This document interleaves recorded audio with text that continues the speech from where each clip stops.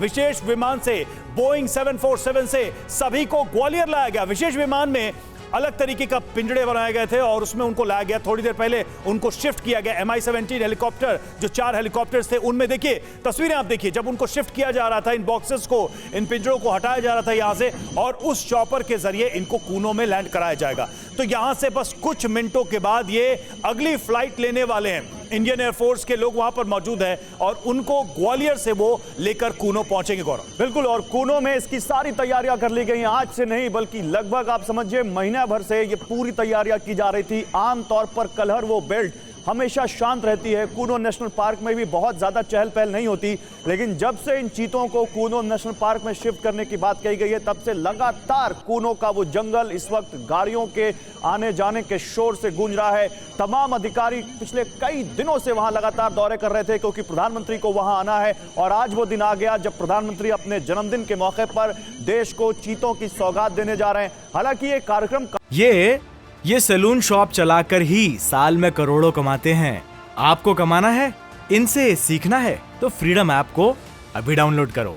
काफी सालों से कहा जाता है 70 के दशक से इसको लेकर देश में प्रयास हो रहे थे। ईरान की सरकार से इसको लेकर एक समझौता भी हुआ था, लेकिन फिर ईरान की वो मौजूदा सरकार बदल गई। जो सरकार आई उसको वाइल्ड लाइफ में इतना इंटरेस्ट नहीं था। फिर ऐसे होते होते 2012 तक ये बहुत अहम मोड़ आया। 2013 में सुप्रीम कोर्ट ने इस पर रोक लगा दी और कहा कि कूनो में नेशनल नहीं बल्कि चीता नहीं बल्कि लायन बसाया जाएगा, और उसके बाद फिर वहां रोक लग गई। लेकिन अब जाकर वो लम्हा आ गया है जब देश को चीतों की सौगात मिलने जा रही है। जल्दी से एक बड़ी खबर आपको इसी से जुड़ी बताऊं मैं। कुछ ही देर में ग्वालियर पहुंचेंगे पीएम मोदी। ग्वालियर में सभी चीतों का वेलकम करेंगे पीएम मोदी। पीएम मोदी आज अपने जन्मदिन के मौके पर देश को 8 चीतों की सौगात देने जा रहे हैं। 3 चीतों को तो अपने हाथ से वो बाड़े में छोड़ेंगे। पीएम मोदी की अगुवाई MP के राज्यपाल और CM करेंगे। ग्वालियर से सभी चीतों को कूनो नेशनल पार्क ले जाया जाएगा। मध्य प्रदेश इस वक्त सेंटर ऑफ अट्रैक्शन बना हुआ। हमारे साथ तमाम सहयोगी हमारे जुड़े हुए हैं, लेकिन हर्षवर्धन त्रिपाठी वरिष्ठ पत्रकार हमारे साथ इस वक्त स्टूडियो में मौजूद हैं। पहला सवाल हर्षवर्धन जी आप ही से, कि चीतों का आना ऐतिहासिक है और हम हिस्ट्री बता रहे हैं, लोग एक्साइटेड हैं, उनका पता बदल रहा है और कूनो की पहचान बदल रही है देश के अंदर, लेकिन वाइल्ड लाइफ को लेकर भारत का जो एक व्यू रहा है, जो अप्रोच रहा है, उस पूरी जर्नी में आप इसे कितना इंपॉर्टेंट या कितना बड़ा माइलस्टोन मानते हैं? देखिए, मुझे लगता है कि भारत की जब हम संस्कृति परंपरा की बात करते हैं तो उसमें प्रकृति पर्यावरण ये कोई किसी को बताने की ज़रूरत नहीं होती जी। हमारे रोज़मर्रा का हिस्सा होता है। और ऐसे में अगर एक ऐसा जो जानवर है, एक ऐसा महत्वपूर्ण वाइल्ड लाइफ के लिहाज से चीता हमारे देश में नहीं है और आज अगर वो वापस आ रहा है तो निश्चित तौर पर बहुत महत्वपूर्ण घटना है। लेकिन इसके साथ एक थोड़ा सा संदर्भ मैं जोड़ता हूं कि ये वो वक्त है जब भारत आर्थिक तौर पर विश्व मंचों पर बहुत तेज छलांग लगा रहा है। अभी गौरव बता रहे थे कि चीता बहुत तेज रफ्तार से जाता है, हवा में रहता है, तो शायद ये संदर्भ उसके साथ भी जुड़ते हैं कि जो भारत की अर्थव्यवस्था है, भारत की जो वैश्विक शक्ति है। और कल प्रधानमंत्री नरेंद्र मोदी जब वहाँ SCO समिट में मिल रहे थे तो उन्होंने जो पुतिन से कहा वो बड़ी बात है। उन्होंने कहा कि ये युग युद्ध का नहीं है। दुनिया में हर नेता वैसे भाषण में भले बोल रहा हो, लेकिन पुतिन जो युद्ध की अवस्था में है, जो एक देश के साथ लड़ रहे हैं, उसको ये समझाना है कि शांति बहुत जरूरी है। मुझे लगता है ऐसे वक्त में अगर इन घटनाओं को देखें तो एक दूसरे से जुड़ती दिखती हैं।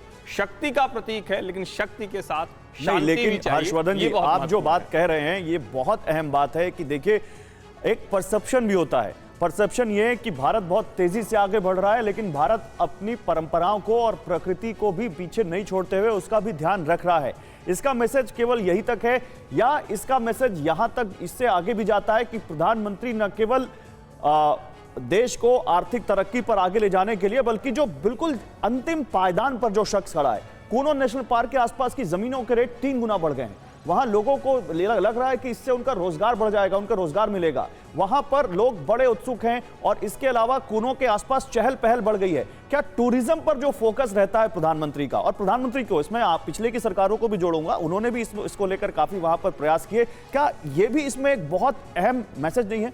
नहीं, निश्चित तौर पर है। और गौरव जी, इसमें एक महत्वपूर्ण बात है कि देखिए, अभी तक हम लोग गुजरात के शेर उनकी ब्रांडिंग देखते थे, उनको सुनते थे। कई बार ये भी कहा जाता है, आलोचना के तौर पर भी कहते हैं कि देखिए, प्रधानमंत्री जी गुजरात बहुत कुछ लेकर चले जाते हैं। अब ये मध्य प्रदेश के जंगलों में आएंगे और ये चीते मध्य प्रदेश की पहचान बनेंगे, भारत की पहचान बनेंगे और उसके आसपास की अर्थव्यवस्था तो निश्चित तौर पर जब पर्यटक जाते हैं तो जुड़ते हैं, लेकिन जिसको हम कहते हैं कि भारत के अलग अलग क्षेत्रों में ऐसी चीजें विकसित करना जिनसे वहां की संस्कृति जुड़ती है। और मध्य प्रदेश वैसे भी वाइल्ड लाइफ के लिए, वन्य जीव के लिए बहुत महत्वपूर्ण है। तो कूनो नेशनल पार्क की जो नई पहचान आज से बनेगी वो मध्य प्रदेश की पहचान बनेगी और उसके साथ जो आर्थिक व्यवस्था है, जो उसके आसपास के लोग हैं, उनका भी जीवन बेहतर। इसका एक और आयाम है, उस पर भी हम बात करेंगे आपसे और उस पर भी वो प्रश्न हम लेंगे कि आखिर क्या उस आयाम को भी स्थापित करती हैं ये चीजें, क्या उसका भी सिंबल है। लेकिन उसके पहले ये दो तस्वीरें आपको दिखा दे। प्रधानमंत्री नरेंद्र मोदी की तस्वीर हम आपको दिखा रहे हैं। आज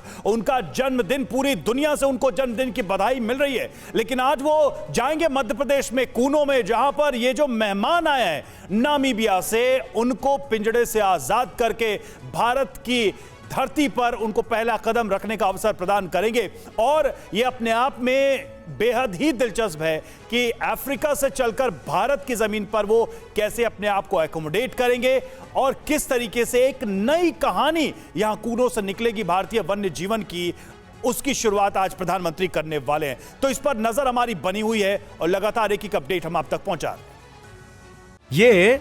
ये सैलून शॉप चलाकर ही साल में करोड़ों कमाते हैं। आपको कमाना है, इनसे सीखना है तो फ्रीडम ऐप को अभी डाउनलोड करो।